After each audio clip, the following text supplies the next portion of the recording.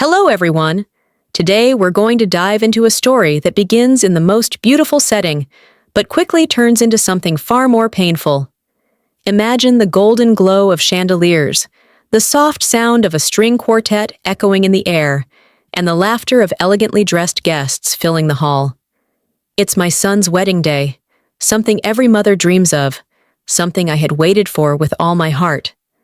But amid all the beauty, there I was, standing quietly at the edge of the celebration, clutching the small clutch bag I had borrowed from a neighbor just to look presentable.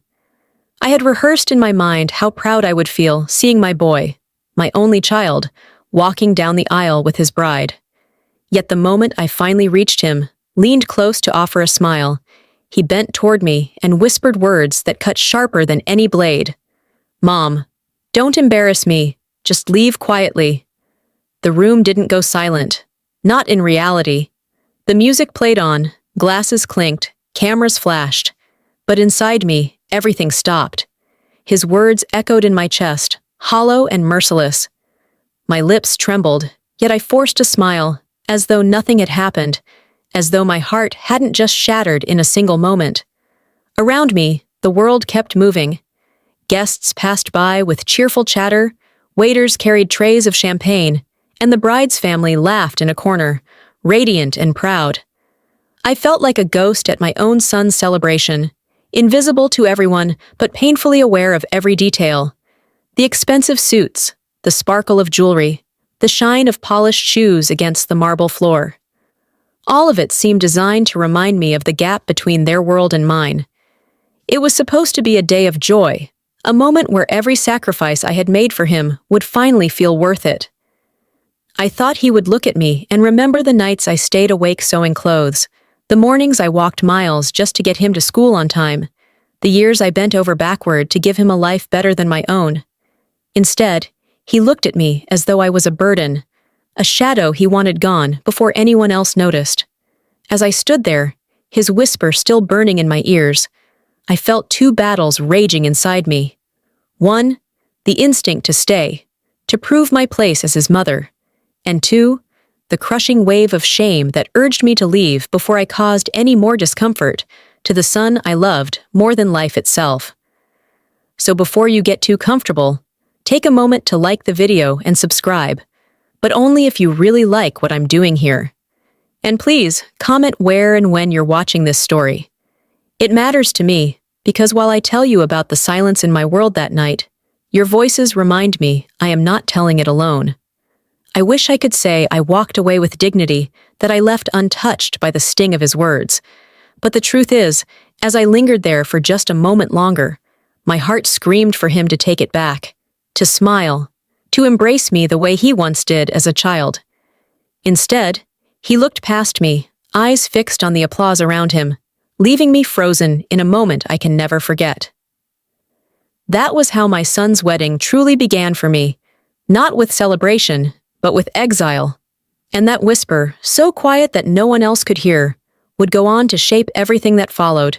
The heavy doors closed behind me, muting the sounds of laughter and celebration. For a moment, I just stood there in the corridor, staring at the polished wood, unable to move. The echo of his whisper still pressed against my ears. "Leave quietly." It was as though those words had chained me, tethered me to a place where joy belonged to others, but not to me. The hallway was dim compared to the ballroom. The golden light I had left behind spilled faintly through the cracks of the doors, like warmth escaping from a fire I was forbidden to sit beside. I leaned against the wall, my legs trembling, my hand clutching the strap of my borrowed bag so tightly that the leather cut into my palm. Through the door, I could still hear the muffled melody of the string quartet, rising in a crescendo, blending with the hum of voices that carried on, as though my pain didn't exist. There was applause at one point, perhaps a toast, followed by laughter that rolled like waves, striking me harder with each swell. The contrast was unbearable. Inside, a world of joy. Outside, a mother swallowing her tears. I tried to compose myself, to breathe slowly, to remind my body that I wasn't collapsing. My shoes pinched at my toes, bought secondhand from a thrift store, just so I could look decent enough among the polished crowd. Now, standing in this empty hall, they only reminded me of how out of place I was. I thought about going back in, about pretending nothing had happened. Maybe it was just nerves, maybe I had misunderstood him. But no, the look in his eyes, the urgency in his voice, it had been clear. He didn't want me there. The more I lingered, the more I risked embarrassing him, and that thought pressed me further away from the doors.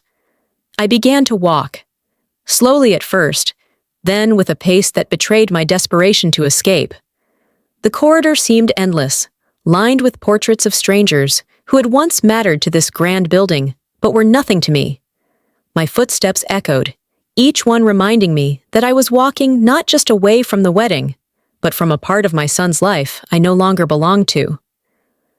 As I passed a window, the city lights blinked at me from the distance, tiny, indifferent stars scattered across the horizon. Outside, the night was alive. Cars moved like glowing veins through the streets, neon signs buzzed, people celebrated in places I would never know. Yet here I was, wrapped in a silence that swallowed everything inside me.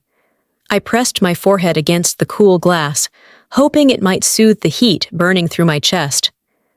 My reflection looked back at me, a woman in her 60s, silver hair pinned neatly, makeup applied with shaking hands just hours earlier. I had thought I looked beautiful enough, proud enough, mother enough. But now I only saw the wrinkles etched deeper by disappointment, the eyes clouded by tears, the mouth too weak to protest when her own son dismissed her. I wanted to cry out, to scream at the injustice of it, but the hall was too still, and I was too tired. So instead, I whispered to myself the only words I could manage. You did your best. You loved him the only way you knew how. Still, the pain lingered. It wasn't just about leaving a wedding. It was about being pushed out of a life I had spent decades building, one sacrifice at a time. The walk outside that hall wasn't just a retreat. It was the first step into a new kind of loneliness, one I hadn't been prepared to face. The night air outside hit me like a sudden wave, sharp and biting against my skin.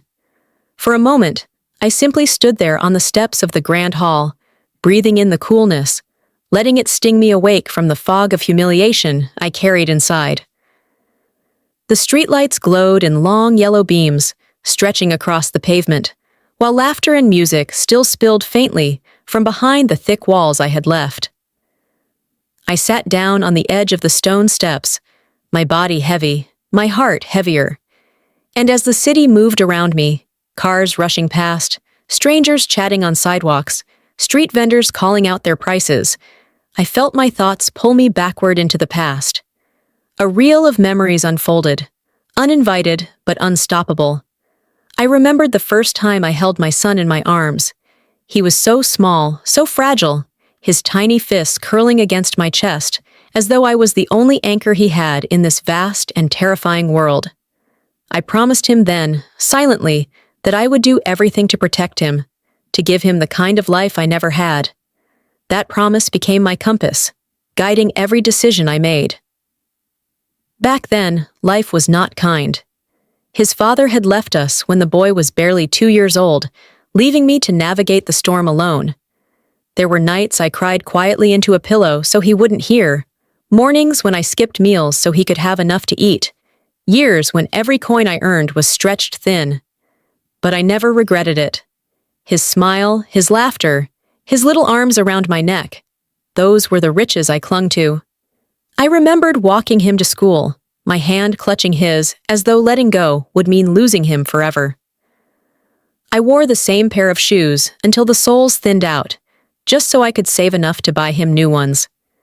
When he was sick, I stayed awake all night, sitting by his bed, wiping his forehead with a damp cloth, whispering stories to comfort him. Every sacrifice was worth it. Every hardship was a stepping stone I willingly placed beneath his feet so he could climb higher, so he could reach a place where he didn't have to struggle as I had. And yet, here I was, cast aside in the very moment I thought would be the culmination of all those years of sacrifice. My son, my boy, the reason I had endured so much. He looked at me as though I was nothing more than an embarrassment. I clasped my hands together on my lap, the veins protruding, the skin lined with age. These were the hands that had washed his clothes, cooked his meals, patched his wounds. These were the hands that had built his future from the fragments of my broken past. And now, they trembled not from work, but from rejection. A car honked nearby, pulling me back to the present.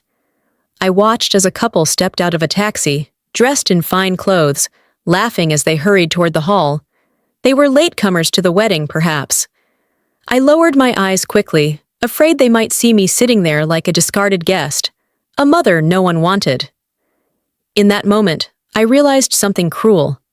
Memories, as beautiful as they were, could also be weapons. They reminded me not only of the love I had given, but of the painful contrast with the coldness I now received. I whispered to myself again, softer this time, almost like a prayer. You did your best. You gave him everything. But even as I said it, a hollow ache spread deeper through my chest. Because if giving everything led me here, to this empty step outside a celebration I should have belonged to, what did my best really mean? The night stretched on. The city buzzed, and I sat alone, drowning in memories of sacrifice that once felt like triumph, now twisted into the cruel reminder of what I had lost.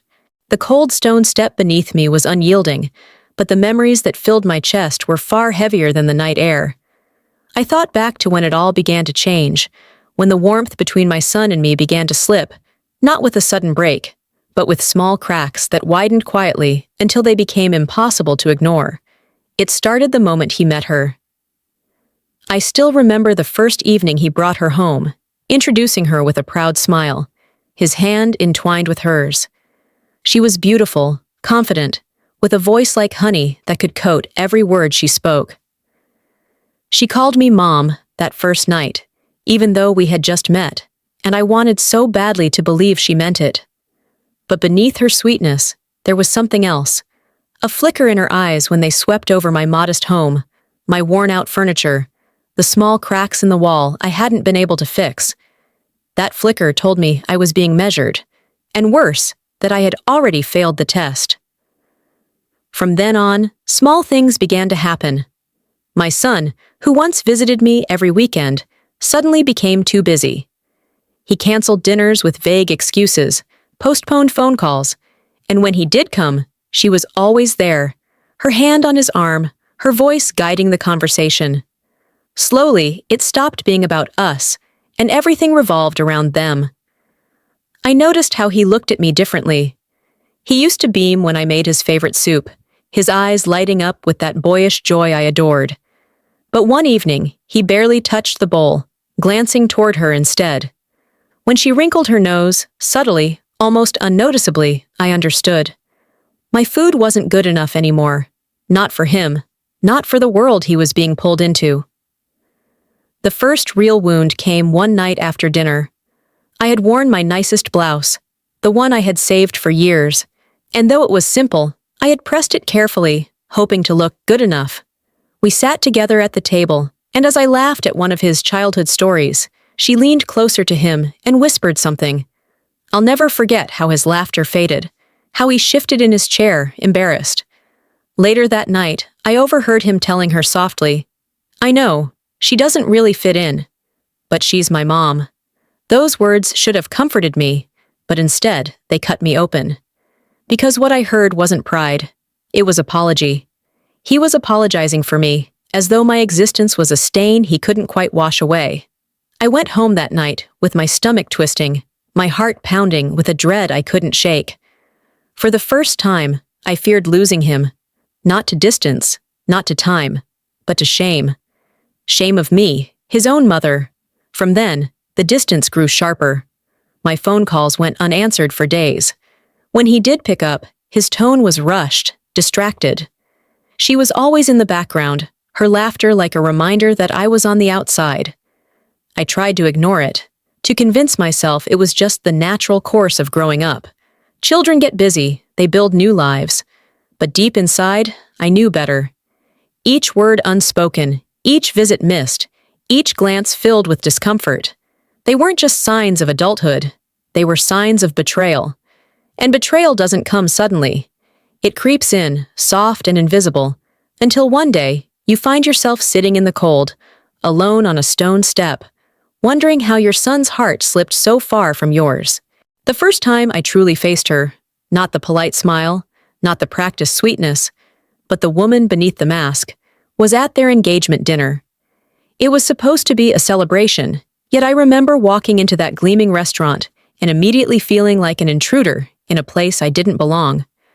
The chandeliers sparkled above polished tables, the air rich with the scent of dishes I couldn't even pronounce, let alone afford. My dress was clean and neatly pressed, but simple. I felt the weight of every stare, real or imagined, as I took my seat at the far end of the table. She sat beside my son, radiant in a silk gown, her posture perfect, her laughter drawing everyone's attention.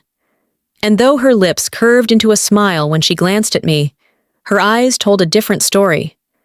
They glimmered not with warmth, but with calculation, like someone appraising an antique she had no intention of keeping. Throughout the evening, she found ways to chip at me with tiny cuts, disguised as casual remarks. When I mispronounced the name of a dish, she giggled softly and leaned toward my son, whispering something that made his cheeks redden with embarrassment. When I offered a story from his childhood, one I thought would bring laughter, she interrupted, smoothly shifting the focus back to her family's accomplishments, their travels, their wealth, and my son. My son sat there, nodding, smiling, allowing it. Every time she diminished me with subtle grace, he didn't defend me. He didn't even notice, or maybe he noticed too well and chose silence because silence was easier. That was when I first realized she wasn't just winning his heart. She was rewriting the story of his life, erasing me piece by piece. Weeks passed, and the sweetness faded further. In private, her tone toward me sharpened. She no longer called me Mom, but Mrs., as if stripping me of that sacred title. I would arrive with small gifts, homemade jam, hand-sewn scarves, things I poured love into, but she would glance at them and set them aside with polite indifference, like someone receiving an unwanted flyer on the street. My son never noticed. Or if he did, he chose not to see. When she held his arm tighter in my presence, when she positioned herself between us both physically and emotionally, he only smiled as though proud to have someone so poised by his side. The influence she wielded was quiet but relentless. She encouraged him to dine with her family more often, to attend their social gatherings, to travel on weekends that had once belonged to me. Slowly, he adopted their habits, their manners, their priorities. The boy who once laughed freely at my kitchen table now corrected my grammar gently, almost absent-mindedly, as though my words were rough stones in the polished world he lived in. The woman I had welcomed with open arms had become the silent architect of my exile. She never raised her voice, never confronted me directly, but she didn't need to. Every smile, every remark, every shift of conversation pushed me further into the shadows. And the worst part wasn't her influence. It was my son's choice to let it happen. He watched me fade from his orbit, and instead of pulling me back, he let her gravity claim him entirely. That night, after the engagement dinner, I walked home with aching feet and a hollow chest. I told myself I could endure it, that all mothers must learn to let go. But deep down, I knew this was not letting go. This was being pushed out, and what began as subtle distance was slowly transforming into something far crueler, a deliberate erasure, orchestrated by the woman he loved and sanctioned by his silence. The dinner that changed everything still lingers in my mind like a scar. It was only a few months before the wedding, a simple family gathering that should have been filled with warmth, laughter, and shared memories. But instead, it became the moment I truly understood how unwelcome I had become in my own son's new world. I had spent the entire day preparing. I wore my nicest dress, the one I had kept carefully folded in my drawer for years, saving it for special occasions. I even polished my shoes until they gleamed faintly in the dim light of my small apartment. Carrying a carefully wrapped cake I had baked myself, I walked to their home with a mixture of nerves and hope. Perhaps, I told myself, this evening would remind my son of the bond we once shared. When the door opened, she greeted me with a smile that felt brittle, like porcelain on the verge of cracking. "You made it," she said, her voice sugar-sweet, but her eyes already searching past me, as if expecting someone more important. I handed her the cake, proud of the effort I had put into it. She took it with a polite nod, then set it aside without even glancing at it. Later that evening, I would find it untouched in the corner, as though it were nothing more than an afterthought. At the table, I felt the weight of being watched. Her family was there, parents dressed in elegant clothes, siblings laughing about holidays abroad, conversations sprinkled with stories of their careers and successes. I tried to contribute, offering small anecdotes, but my words always seemed to fall flat, like pebbles dropped into a bottomless well. The first jab came when one of her brothers asked where I worked. I smiled, proud to say I ran a small cleaning business, something I had built from nothing with my own 2 hands. Before I could finish, she interjected with a laugh that sounded too sharp, too loud for the moment. "Oh, isn't that quaint," she said, sipping her wine. The table chuckled with her, and I felt my face burn. I looked toward my son for comfort, for the reassurance of a smile, a gentle word, anything. But he avoided my eyes, staring down at his plate as though the pattern on the china had suddenly become fascinating. That silence was more painful than her words. As the evening wore on, the remarks became bolder. They teased my accent, subtle but enough to sting. They questioned my cooking methods when I offered to share recipes. They praised her family's traditions while making mine sound outdated and irrelevant. Each comment was a reminder that I was being weighed, judged, and found lacking. The final blow came when dessert was served. Not my cake, of course. It remained untouched. Instead, a lavish spread of imported sweets graced the table. As everyone reached for them, I sat quietly, hands folded in my lap. And then she looked at me with that smile again, the one that pretended kindness but carried only cruelty. "You don't mind, do you? We just thought something a little more refined would be nice for tonight." The words were soft, almost gentle, but the meaning was brutal. My cake, my effort, my love. It wasn't good enough for their table. I excused myself to the bathroom, where I stood staring into the mirror, gripping the sink so tightly my knuckles turned white. The reflection that looked back at me was tired, humiliated, but still trying to hold on to dignity. I told myself to breathe, to endure, for my son's sake, but inside, something cracked that could never be mended.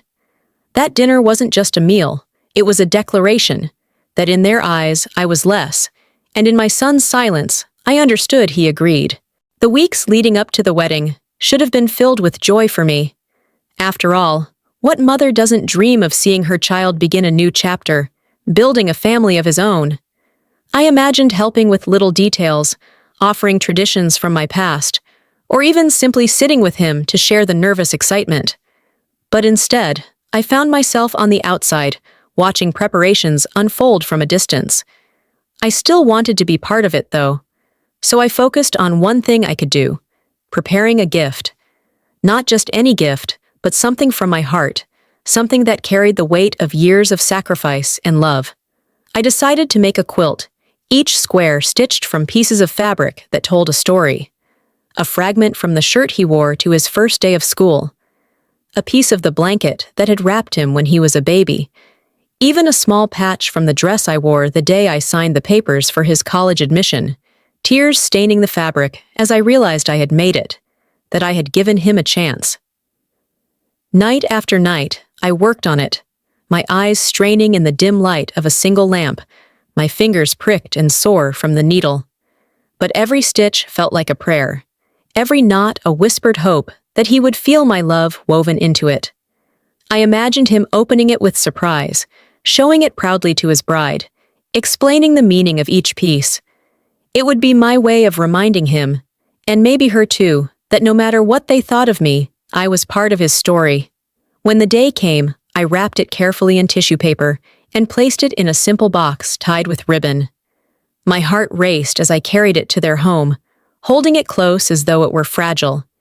Inside, preparations were buzzing, flowers being arranged, menus being finalized, laughter spilling from every corner.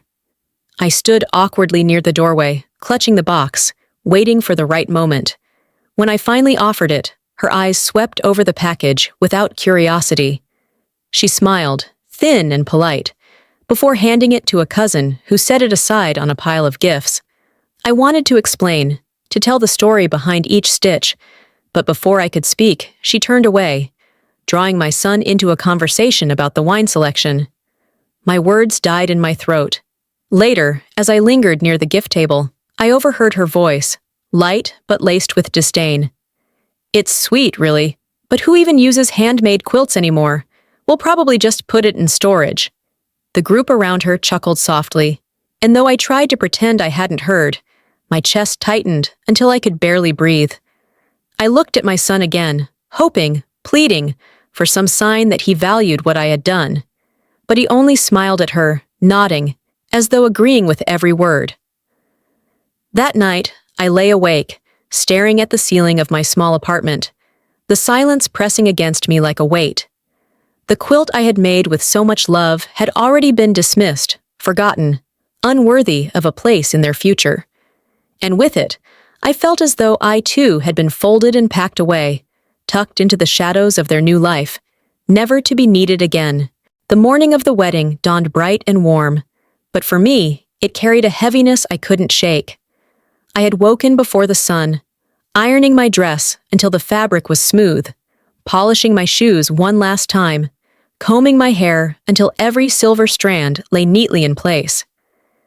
This was the day I had imagined for years, the day I thought I would stand proudly by my son's side, watching him step into the future I had sacrificed so much to give him. When I arrived at the grand hall, the sheer size of it overwhelmed me. The chandeliers glowed like captured starlight. The marble floors shone beneath the feet of guests dressed in gowns and suits that looked like they belonged in magazines. I clutched the strap of my small purse tighter, reminding myself that this was his moment, and I would not let my insecurities cloud it. But as I walked inside, the truth became harder to ignore. My seat wasn't near the front, where close family gathered. Instead, I found my name tucked at the far end of a long table, nearly hidden behind a towering arrangement of flowers. From where I sat, the view of the altar was partially blocked, and when I craned my neck, I could barely see his face as he waited for his bride. It was as though I had been invited, but not included. Present, but invisible. The ceremony began, and though the guests around me dabbed their eyes with tissues, smiling warmly at the couple, I felt the tears in my own eyes for another reason. Each vow they spoke was a reminder that my son was stepping into a new life, one where I no longer had a place. I had dreamed of this day, but not like this. Not hidden in the shadows of flowers, not watching from the distance of strangers. After the vows, when the applause thundered through the hall, I clapped quietly, my hands trembling. No one noticed. No one turned to share the moment with me. It was as if I wasn't even there. During the reception, the feeling only deepened. The bride's family was celebrated, introduced proudly by name, their accomplishments announced as though they were royalty. When it came to me, there was only a brief mention. Just the groom's mother, no stories, no acknowledgement of the years I had carried him through storms and hunger and sleepless nights. I smiled, forcing myself to remain composed, but inside, I felt like I was being erased in real time. I watched him dance with his new wife, their steps graceful, their smiles radiant. I wanted to be happy, and part of me was, he looked beautiful, joyful, alive. But another part of me, the part that still remembered rocking him to sleep as a baby, felt as though she was slowly crumbling. He didn't look my way once, not during the dances, not during the toasts, not even when laughter rippled across the room, and I sat quietly, sipping water, because I couldn't bear to swallow food. The coldness wasn't just in the seating arrangement, or in the lack of words spoken about me. It was in the way he avoided my gaze, as though he feared what he might see there. Love, pain, shame, maybe all of it. By the time the evening pressed on, I knew. I wasn't meant to shine here. I wasn't meant to be remembered. This was his world now, and I was simply a shadow on its edges. The moment that broke me came quietly, almost invisibly to anyone else, yet it thundered inside me louder than all the music, laughter, and clinking glasses around us. It was during the reception, when I finally gathered the courage to approach my son. I had been waiting all night for just one moment alone with him, one chance to remind him that I was still here, that no matter how far he had drifted, I remained his mother. I walked toward him slowly, weaving through the crowd of guests swirling around the dance floor. He was standing with his bride, his arm draped casually around her shoulders, a champagne glass in hand. They were glowing, every camera flashing in their direction, every eye watching them with admiration. My heart raced as I stepped closer. When I finally reached him, I touched his arm gently, the way I had done when he was a boy and I needed his attention. He flinched, just slightly, but enough. His eyes darted toward me, then quickly back to the crowd, as though he hoped no one had noticed. Leaning close, I whispered softly, "I'm so proud of you." He didn't smile. He didn't even look at me. Instead, his jaw tightened, and after a pause that seemed endless, he bent toward me, his lips barely moving. And in that moment, with music swelling and laughter surrounding us, he whispered the words that shattered the very ground beneath my feet. "Mom, don't embarrass me. Just leave quietly." The sentence was short, almost gentle in tone, but the cruelty of it sank into me like ice. My breath caught. My fingers trembled where they brushed against the sleeve of his suit, and I pulled them back as though I had touched something burning. I wanted to protest, to ask him how I could possibly embarrass him simply by standing near. I wanted to remind him of who I was, of everything I had carried, given, and lost for him. But when I opened my mouth, no sound came out, only silence. He turned away then, his arm tightening around her, his smile returning as if nothing had happened. Cameras flashed again, capturing their perfect image. And I stood there, invisible, the words still echoing in my ears. I stepped back, the crowd closing between us, pushing me further away. My heart pounded so hard it hurt, and my eyes blurred with tears that I struggled to contain. I had thought the coldness of being seated far away was painful. I had thought being ignored during the speeches was cruel. But this was a wound deeper than all the rest. The whisper was not just a request, it was a dismissal. It was him choosing to erase me, to reduce me to nothing in front of the world he now lived in. And though no one else had heard it, for me, it was the loudest sound in the room. I don't remember how I found the strength to turn away. My feet moved almost on their own, carrying me through the blur of faces, past tables lined with untouched plates of food, past laughter that seemed to mock me with its brightness. My body felt hollow, my chest heavy, as though all the air had been pulled from me. I reached the door at the edge of the hall, the one the servers used to come and go. It swung open easily, and suddenly I was outside again, standing under the cool night sky. The contrast struck me like a blow. Inside, there was music, warmth, life. Out here, there was only silence, a silence so deep it pressed against my ears until all I could hear was the sound of my own uneven breathing. I walked toward the street slowly, each step heavier than the last. My hands trembled as I clutched my small purse, the same one I had carried to every important event in his life. His school plays, his graduation, even the day he moved into his first apartment. It had once held tissues for his tears, snacks for his hunger, coins for emergencies. Now it held nothing but a set of keys and a phone that would not ring tonight. As I stood near the curb, I caught my reflection in the glass window of a nearby shop. My shoulders were slumped, my eyes rimmed with unshed tears. Behind me, through the tall windows of the hall, I could still see the glow of chandeliers, the swirl of dancers, the clinking of glasses raised in toasts. My son was in there somewhere, smiling, laughing, basking in the joy of his new beginning. And I was here, outside, exiled from the very life I had built for him. I wanted to cry openly, to let the tears pour out into the night, but my body resisted. Instead, I held it in, the pain turning inward, carving deep lines into my soul. My breaths came in sharp gasps, not because I lacked air, but because I lacked belonging. As I stood there, a taxi slowed beside me, its driver leaning out to ask if I needed a ride. For a moment, I almost nodded, ready to disappear into the city's maze of streets, to be carried far away from the place where my heart had been broken. But I hesitated. Leaving meant finality. Leaving meant accepting his words as truth, that I was nothing but an embarrassment. I turned back to glance at the building one last time.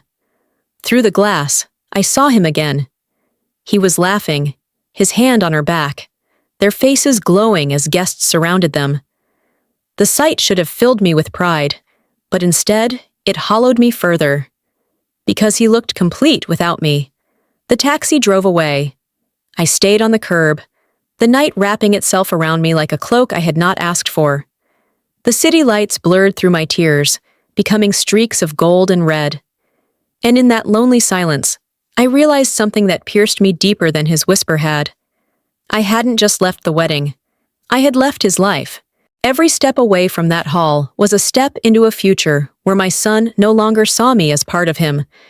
And though my feet eventually carried me home, my heart remained behind, shattered, in the shadow of chandeliers and laughter I was never meant to share. When I finally made it back to my apartment, the silence greeted me like an old, unwelcome friend. The familiar creak of the door, the dim yellow glow of the single lamp in the corner, the scent of old wood and laundry soap, it was all the same, unchanged, as though the world hadn't shifted under my feet just hours earlier. I dropped my small purse onto the worn table by the door and sank into my chair, the one seat that had molded to my shape after years of lonely evenings. I stared at the quilt folded neatly across the couch, the one I had made with trembling fingers, the gift meant for my son. It should have been in his hands now, embraced as a piece of his history, our history. Instead, it remained here, untouched, a symbol of love unclaimed. My eyes stung as I traced the stitches with my gaze, remembering each scrap of fabric, each story sewn into it. How could something made of so much love feel so heavy with rejection? The hours stretched on that night. I didn't sleep. I sat by the window, watching the city lights flicker, my mind replaying every detail of the wedding. The way the bride's family laughed easily, their confidence filling the room. The way my son avoided my eyes, his smile reserved for everyone but me. And most of all, that whisper. The words that had pierced me deeper than any insult ever could. Days passed, but the ache did not fade. My phone remained silent. No calls, no messages. I checked it often anyway, each time convincing myself there might be a missed call I had overlooked. But nothing. The world carried on as if I had never been there at all. I tried to fill the emptiness with small routines. Morning tea, a walk to the corner shop, afternoons spent tidying the same shelves I had cleaned the day before. But everything seemed pointless. Each task reminded me of the life I had built for him, of the countless sacrifices that had led to nothing more than a seat at the edge of a wedding I was never truly part of. Neighbors noticed, of course. Mrs. Green from across the hall knocked one morning, asking if I was all right. I forced a smile, told her I was fine, just tired. She nodded politely, but her eyes lingered on me with quiet pity. That pity cut almost as deep as my son's whisper had. At night, the silence grew unbearable. I would lie in bed, staring at the ceiling, the ticking of the clock loud in the stillness.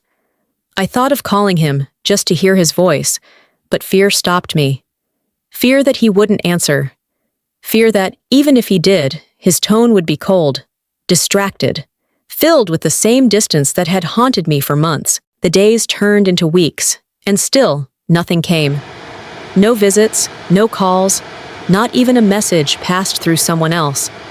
I was left with nothing but the echo of my own memories, of holding him as a baby, of cheering for him at his school events, of whispering encouragement when he doubted himself. All of those moments felt like treasures I had carried for decades, only to be discarded when they no longer shone bright enough in his new life. Life after the wedding was not life at all. It was survival, each day endured rather than lived. And though I tried to convince myself that time would heal, the truth grew sharper with every passing night. I had not just been forgotten, I had been abandoned. The first whispers from neighbors reached me slowly, like drifting smoke that eventually filled the room. At first, it was just a comment here, a glance there. Someone at the market looked at me with a pitying smile, asking gently if I had enjoyed the wedding. I forced a nod, though the question left a bitter taste on my tongue. Another time, a woman I barely knew from church leaned close and whispered, "I heard it was beautiful. They said you didn't stay long?" Her eyes searched mine for confirmation, curiosity mingled with judgment. Then, one afternoon, as I sat on the bench outside my building, two women strolled past, talking in voices they assumed I couldn't hear. "He told everyone his mother can't really handle social gatherings. Too simple, you know, not fit for such occasions." Their laughter followed them as they walked away, leaving me frozen on the bench. I realized then that the story of my absence was already being told, not by me, but by my son, and by the woman who had taken center stage in his life. In their version, I was no longer a devoted mother who had given everything. I was an inconvenience, someone too uncultured to belong in their new, polished circle. It spread quickly. At the grocery store, the cashier who once chatted with me about her children now avoided eye contact. A neighbor mentioned casually that she'd heard I was difficult, though she didn't say from whom. At first, I tried to dismiss it as gossip, the harmless chatter of people with too much time. But when the words echoed back from different corners, I could no longer deny the truth.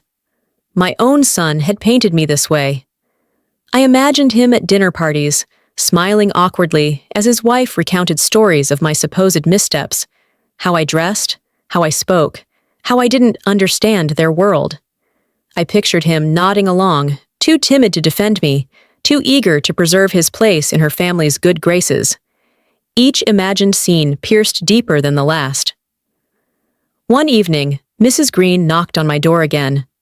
Her eyes were kind, but her words carried the weight of what she had heard.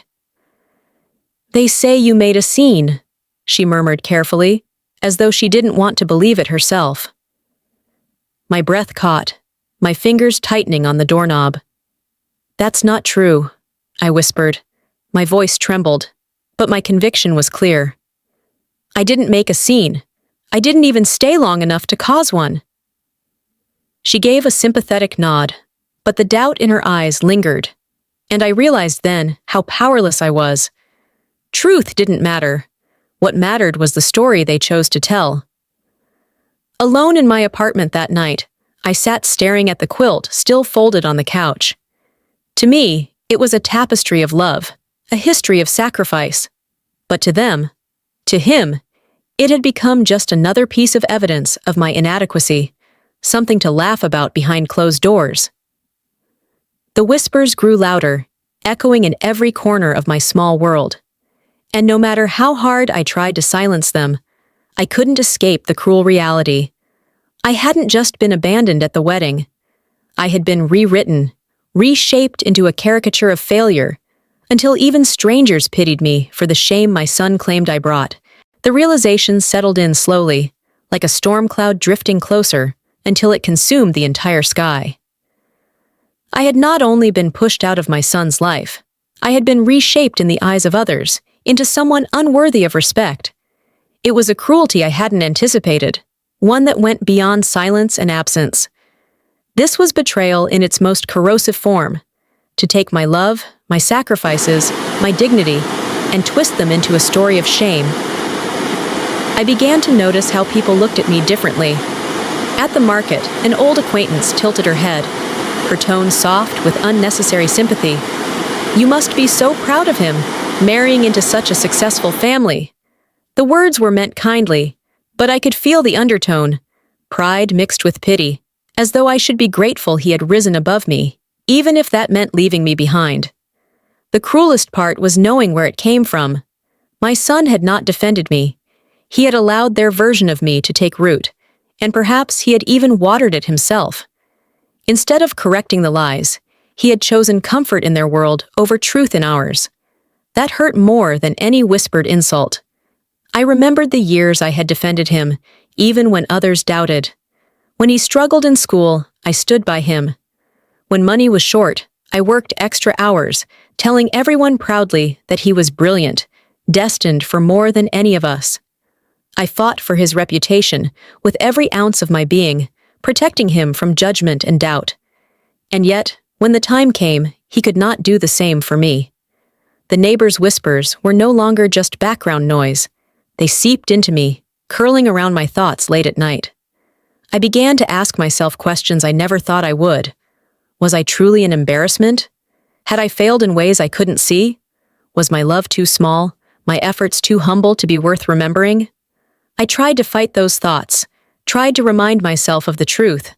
But the more I struggled, the clearer it became. Truth did not matter anymore. The narrative was already decided. In their eyes, I was a relic of a life my son wanted to bury. One afternoon, I passed by a cafe where a group of his wife's relatives sat near the window.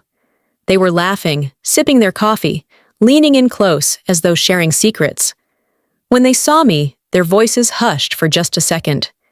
Then, one of them smiled politely and raised a hand in greeting, the kind of gesture one might give to a stranger on the street.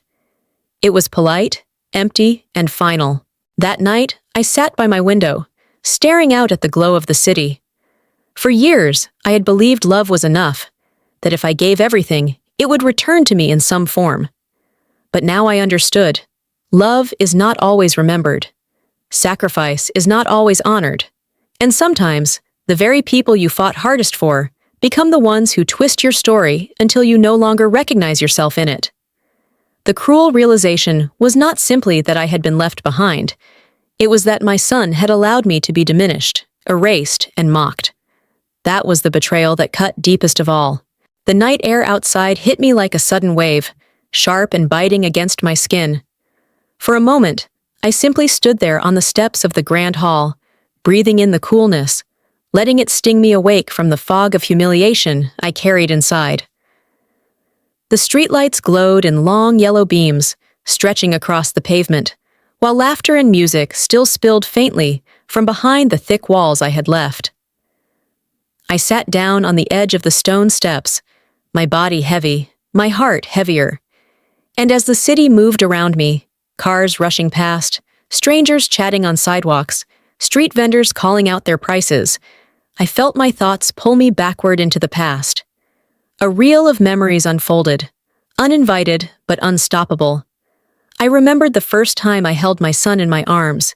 He was so small, so fragile, his tiny fists curling against my chest, as though I was the only anchor he had in this vast and terrifying world. I promised him then, silently, that I would do everything to protect him, to give him the kind of life I never had. That promise became my compass, guiding every decision I made. Back then, life was not kind. His father had left us when the boy was barely 2 years old, leaving me to navigate the storm alone. There were nights I cried quietly into a pillow so he wouldn't hear, mornings when I skipped meals so he could have enough to eat, years when every coin I earned was stretched thin. But I never regretted it. His smile, his laughter, his little arms around my neck, those were the riches I clung to. I remembered walking him to school, my hand clutching his as though letting go would mean losing him forever. I wore the same pair of shoes until the soles thinned out, just so I could save enough to buy him new ones. When he was sick, I stayed awake all night, sitting by his bed, wiping his forehead with a damp cloth, whispering stories to comfort him. Every sacrifice was worth it. Every hardship was a stepping stone I willingly placed beneath his feet so he could climb higher, so he could reach a place where he didn't have to struggle as I had. And yet, here I was, cast aside in the very moment I thought would be the culmination of all those years of sacrifice. My son, my boy, the reason I had endured so much. He looked at me as though I was nothing more than an embarrassment. I clasped my hands together on my lap, the veins protruding, the skin lined with age. These were the hands that had washed his clothes, cooked his meals, patched his wounds. These were the hands that had built his future from the fragments of my broken past. And now, they trembled not from work, but from rejection. A car honked nearby, pulling me back to the present.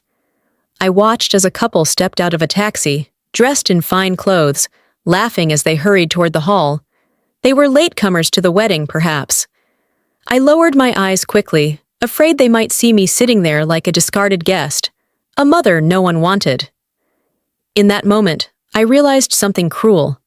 Memories, as beautiful as they were, could also be weapons.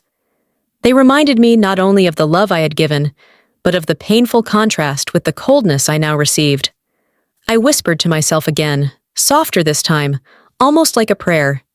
You did your best. You gave him everything. But even as I said it, a hollow ache spread deeper through my chest. Because if giving everything led me here, to this empty step outside a celebration I should have belonged to, what did my best really mean? The night stretched on.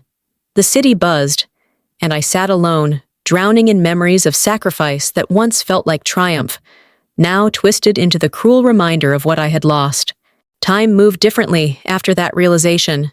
The days slowed, stretching like thin threads that seemed ready to snap at any moment. I woke each morning not with anticipation, but with a heaviness that pressed down on my chest before I even opened my eyes.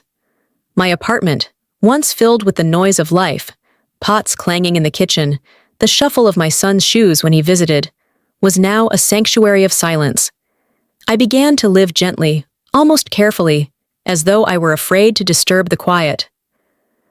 I made tea in the mornings, the steam rising slowly, curling into shapes that disappeared before I could catch them. I sat by the window in the afternoons, watching children play in the street below, their laughter drifting upward like reminders of a joy that felt far away. In the evenings, I unfolded the quilt and let its weight rest across my lap, its colors soft in the fading light. I thought often of my son, but not with anger anymore. The bitterness had burned itself out, leaving behind something quieter, sadder, but somehow lighter too. I imagined him in his new life, laughing at dinner parties, traveling to places I would never see, holding her hand as though the past had never existed. In those images, I no longer saw myself, and that absence, though painful, began to feel familiar, like a wound that had healed into a scar. I whispered goodbyes to him in small ways. Not the loud kind, not the dramatic declarations I once rehearsed in my mind, but soft, almost invisible gestures. A whispered prayer before bed. A gentle touch on the quilt, as though it were his shoulder. A quiet acceptance that I might never hear his voice call me Mom, with warmth again. And yet, within that silence, I found a strange kind of peace. I had fought. I had given. I had loved with everything I had. What he chose to do with that love was no longer mine to control. The burden of carrying both of us had finally slipped from my shoulders, leaving me weary but free. The nights became my companions. I would sit by the window, the city lights blurring in the distance, and let the stillness wrap around me. Sometimes I closed my eyes and listened to the hum of the world outside, the sound of cars passing, the distant bark of a dog, the murmur of neighbors through thin walls. Each sound reminded me that life went on, even when mine felt paused. And as I sat there, I realized this was how my story would end. Not with a grand reconciliation, not with his arms around me, but with a quiet farewell whispered into the night. A goodbye to the boy I had raised, to the man he had become, and to the bond we once shared. So to you listening now, I say this: cherish the bonds you still have, because once they break, they may never return. And if they do, they may not be the same. The image of my son on his wedding day will remain with me forever. The smile on his face, the whisper in my ear, the silence that followed. It will be the reminder of love given freely and love lost without reason. I will keep moving, softly, quietly, with the weight of memory and the grace of acceptance. And maybe, just maybe, that is enough.